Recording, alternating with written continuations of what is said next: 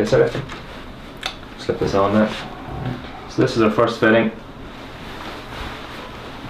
This is where we want to check to make sure we've got our balance sitting well. We want to check it through the neck.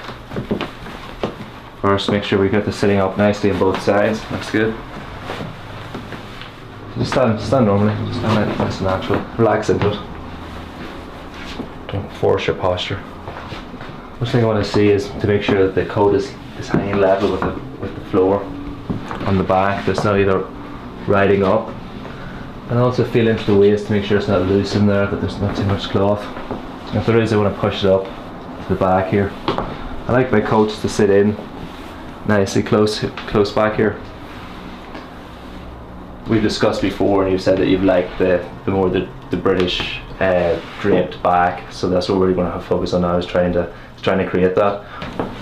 Me and Andrew have decided that because he has both good development on the front and the back, that we could go with sort of clean through the front with just a little bit of back drape, just to give a bit more shape there, with a nice low waist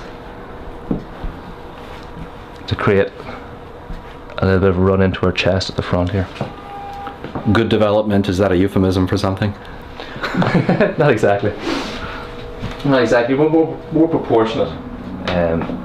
As I said before, I always cut my coats with a little bit more on the front edge. It leaves it easier. I think it makes the fitting easier for me if the coat's a little bit bigger. Clients typically gain weight rather than lose weight. So by adding an extra half an inch onto the front edge, it's a better idea. If you go into the fitting and it's a little bit loose, then it's too close. Because when it's too close, then some clients can get upset. Right. You know, they're like, oh my god, have I gained this much weight? What's going wrong? You know.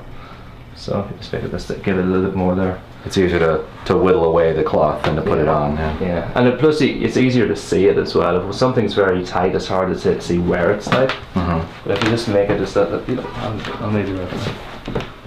So I can see it here. I already want to just pick up these shoulders here and take. I've got the drape I want developing at the side, but I don't want it collapsing. I don't want the armhole pushing it down and collapsing, because it's going to create a ruffle coming up from under the arm here and underneath the arm, which some people find desirable. Yeah, right. I don't like it though. Yeah. So I like my back drape to go through the back, not down through the shoulders as well. It's not my gig. Yeah. So I don't use a lot of pins. I'm not the type of tailor that starts pulling it and like pinning it in. I just lift it and chalk it. You don't really want to damage the cloth either by putting a lot of pins in there. And also it doesn't sit the same. You know, once a pin goes into it, it alters it. Right. You just need to use your eye and decide how much you're going to take out of it. So I just want to take it just a little bit out of just between the blades here. So I'm going to just reduce down my cross back. I'm also going to pick up, drop the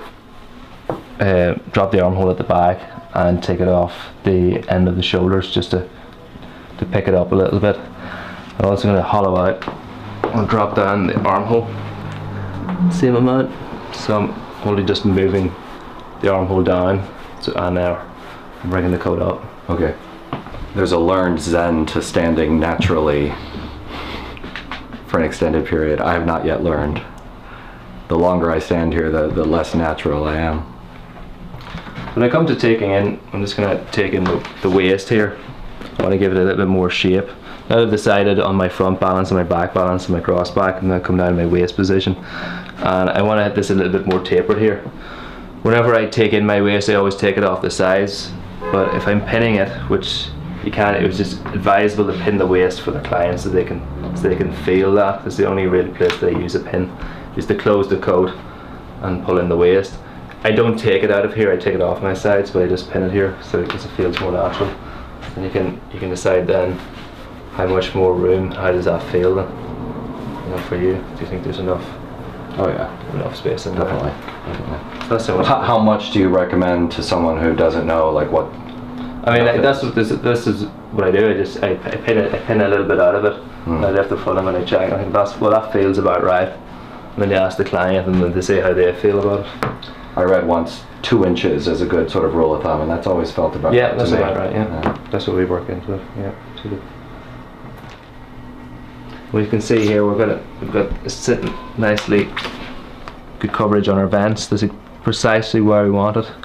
3 seam in behind our thread marks. And then the same on this side as well. Excellent.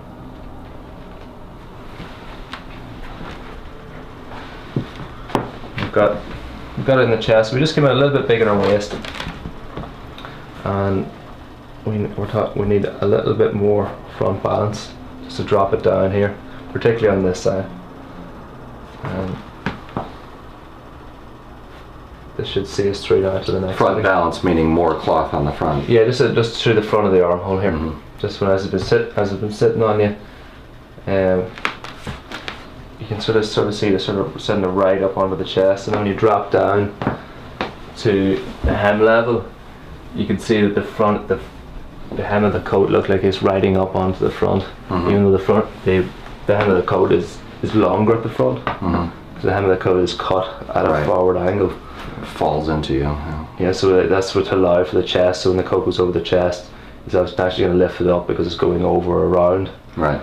To make it look visually level with the floor. Yours isn't.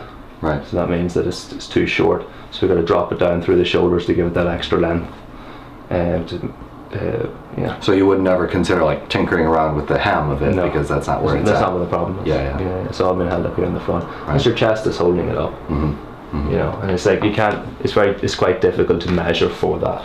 Right. And this is why we have the fitting. We've cut our patterns. We've used our system, but we need this fitting now to decide what the alterations are going to be. And these are the type of alterations that really can't be made when the garment's finished. You can't really start dropping the front balance of the coat after the after the facings have got on, the collar's going to get longer. You're going to start changing all the details. Right. So this is why we're at this stage, and this is quite an important, very important point.